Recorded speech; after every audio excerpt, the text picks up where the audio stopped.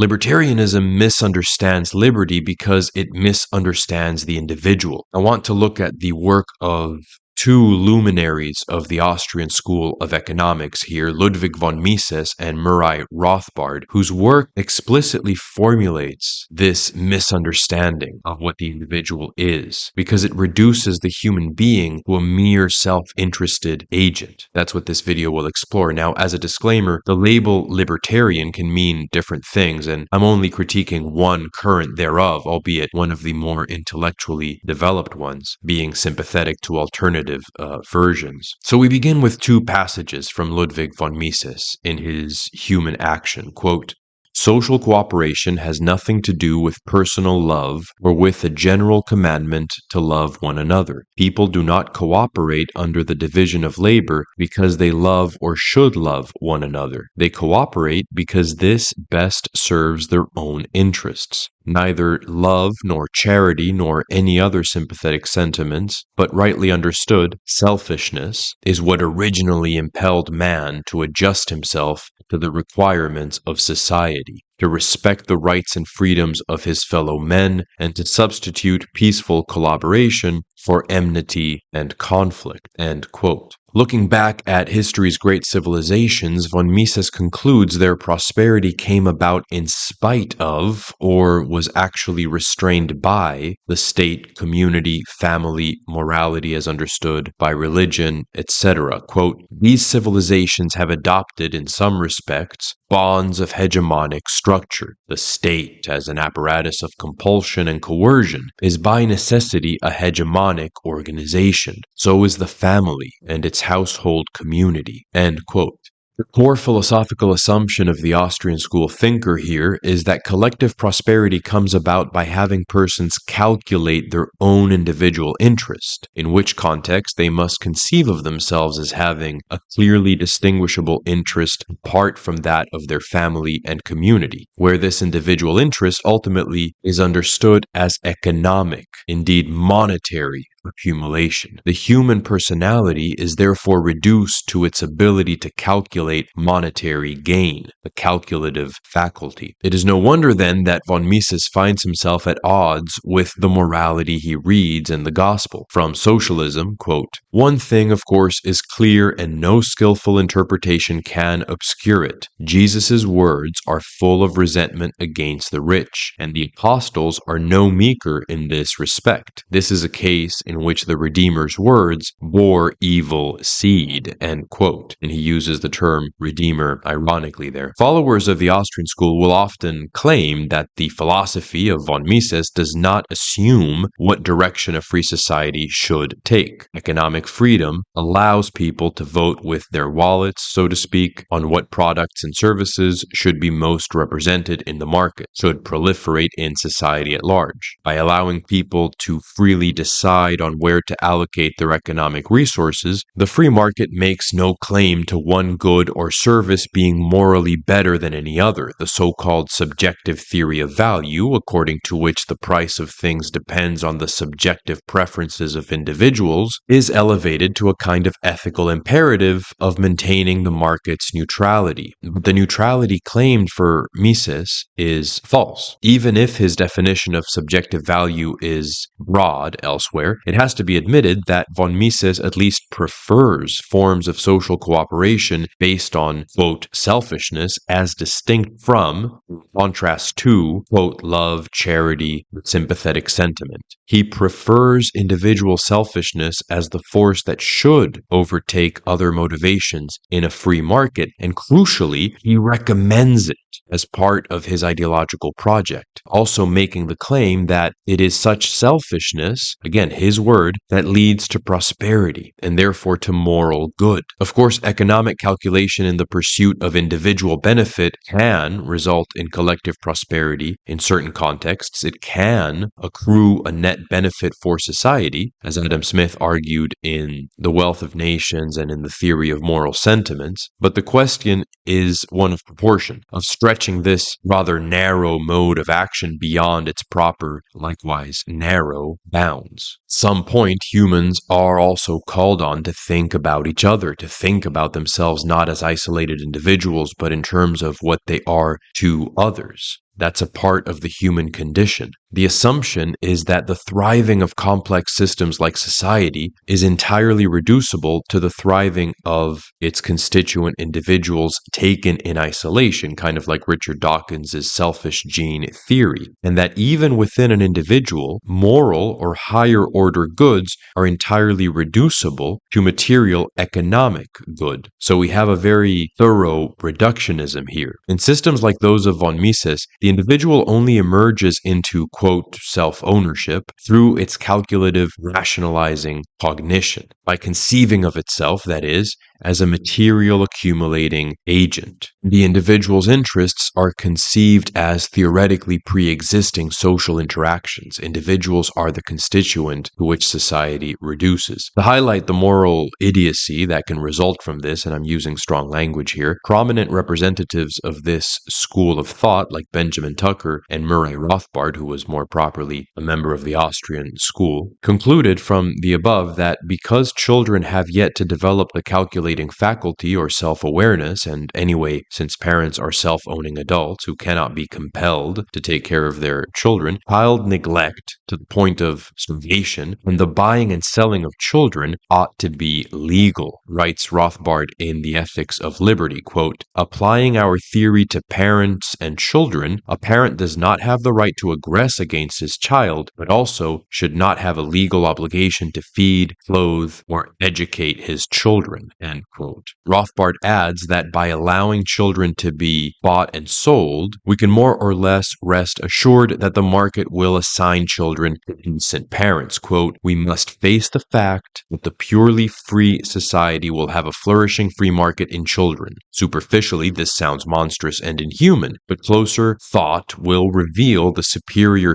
humanism of such a market, end quote. Again, the end point of what we may call the economic man, Homo economicus, economic man, is to identify the value of persons, their ability to wield legal rights, principally with their ability to conceive of themselves as individuals in the first place and to reckon their self-interest, so that before developing those cognitive structures and that self-awareness, we are more or less merchandise. Children can be bought and sold. Now we can leave the theoretical critique there, although it could be developed more, and turn to some of the history of these ideas, because libertarian and anarcho-capitalist theory is actually in close continuity with certain radical aspects of modernity, of the Enlightenment project, so-called. We've already mentioned how Adam Smith, especially in his theory of moral sentiment, made similar points to von Mises, but in fact the identification of human rationality as such, in general, with economic monetary calculation, the equation of reason with money, we could say, was widespread and a matter of actual policy at one point. An excellent example of this can be found in the history of French colonial Madagascar. In 1896, the skilled French military officer Joseph Simon Gallieni was promoted to general and made governor of Madagascar. And as part of France's civilizing project for the island's people, Gallieni would impose a head tax, a tax on having a head, basically. So every inhabitant above a certain age would have to pay a certain amount.